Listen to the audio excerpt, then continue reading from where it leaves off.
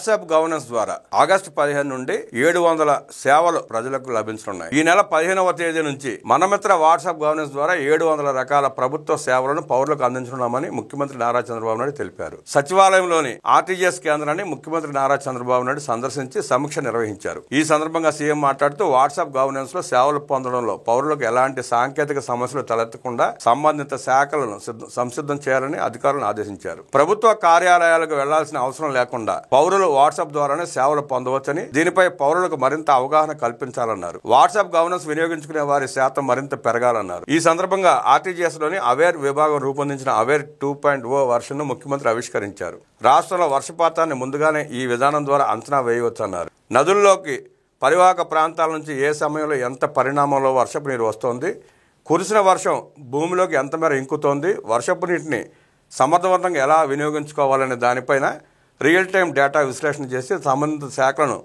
RTGS ఎప్పటికప్పుడు అప్రమత్తం చేయాలని సూచించారు. ప్రస్తుత అత్యాధునిక సాంకేతిక పరిజ్ఞానంతో గ్రామాల చెరువుల పరిస్థితి కూడా ఎప్పటికప్పుడు తెలుసుకునే సదుపాయం ఉంది.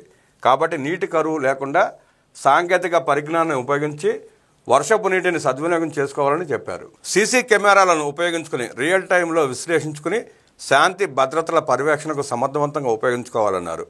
వీటిని కేవలం ట్రాఫిక్ ఉల్లంఘనలు, శాంతి భద్రతల పర్యవేక్షణకే కాకుండా వరదలు, తుఫాన్ల వంటి సమయంలో రోడ్లపై ఎక్కడెక్కడ వర్షపు నీరు, వరద నీరు నిలిచిపోయింది తదితర అంశాలు పరిశీలించి ఎప్పటికప్పుడు ఆ ప్రాంత ప్రజలను అప్రమత్తం చేసేలా చూడాలన్నారు. ట్రాఫిక్ నిబంధనల ఉల్లంఘనకు పాల్పడిన పౌరులకు వాట్సాప్ ద్వారా వాళ్ళు ఎలా ఉల్లంఘనకు పాల్పడింది వీడియోలు పంపి వారికి తెలియజేసి తదుపరి అలాంటి ఉల్లంఘనలకు పాల్పడకుండా చైతన్యవంతం చేయాలన్నారు. రాష్ట్రంలో డ్రోన్ సేవలు విస్తృతంగా అందేలా డ్రోన్ కార్పొరేషన్ పనిచేయాలని సీఎం అన్నారు. ప్రస్తుతం డ్రోన్ల ద్వారా 45 యూజ్ కేసెస్ సిద్ధంగా ఉన్నాయని అధికారులు సీఎంకు వివరించారు. దీనిపైన సీఎం స్పందిస్తూ వ్యవసాయ రంగంలో డ్రోన్ల వినియోగం పెరిగేలా చూడాలన్నారు. పురుగు మందుల వినియోగం గణనీయంగా తగ్గించడానికి రైతులు డ్రోన్లు ఉపయోగించుకునేలా చేయాలని చెప్పారు. అంటువ్యాధుల నివారణకు, దోమల వ్యాప్తిని అరికట్టడానికి డ్రోన్లను విరివిగా ఉపయోగించుకోవాలన్నారు. డ్రోన్ సిటీ నిర్మాణ పనులు వేగవంతం చేయాలని కోరారు.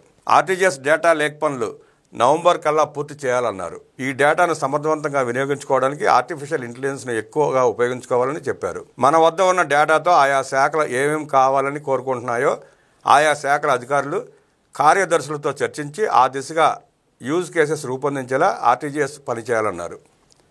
ఈ క్రాప్ డేటాను ఆయా ప్రాంతాల్లో భూసార డేటాను అనుసంధానించుకుని విశ్లేషించి ఆయా ప్రాంతాల్లో రైతులు ఎరువులు తక్కువగా వినియోగించుకునేలా ఒక ప్రత్యేక వ్యవస్థను ఏర్పాటు చేసుకోవాలన్నారు. రాష్ట్రంలో 175 నియోజకవర్గాలు ఉన్నాయని ఆయా నియోజకవర్గాల్లో చేపట్టాల్సిన పనుల గురించి కూడా ఒక శాస్త్రీయ విశ్లేషణ ఉండాలన్నారు. ఆర్టీజీఎస్ పనితీరు, ప్రగతి గురించి ఐటీ ఆర్టీజీ శాఖ కార్యదర్శి భాస్కర్ కాట్మని వివరించారు.